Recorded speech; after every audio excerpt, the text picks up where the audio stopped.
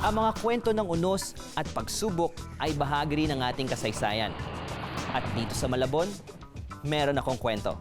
Ako po si Kuya Ep at samahan ninyo kong muli sa isa na namang kwentong kanto. October 20, 1882. Isang malakas na bagyo ang sumira sa ilang mga kabahayan sa Malabon. Minalas pa ang mga tao rito nang dumating ang cholera virus at beriberi ilang linggo lang matapos ang bagyo.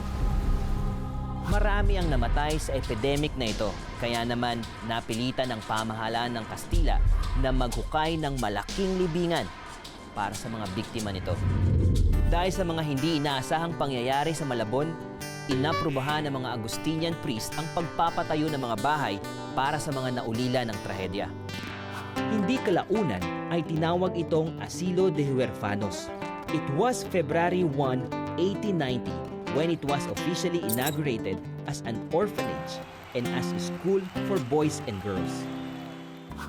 Meron itong printing press, sewing, and embroidery facilities para sa mga kababaihan at isang library. Sabi nga ni Father Pedro Galende, na nagsulat ng libro tungkol sa mga Agustinian churches in the Philippines, ang mga unang issues ng revolutionary newspaper na La Independencia ay dito na-iprint.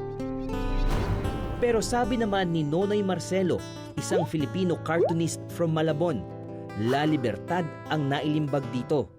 Inilagay lamang ni General Luna ang address ng Asilo de Huerfanos sa masthead ng La Independencia upang lituhin ng mga Amerikano noong 1898.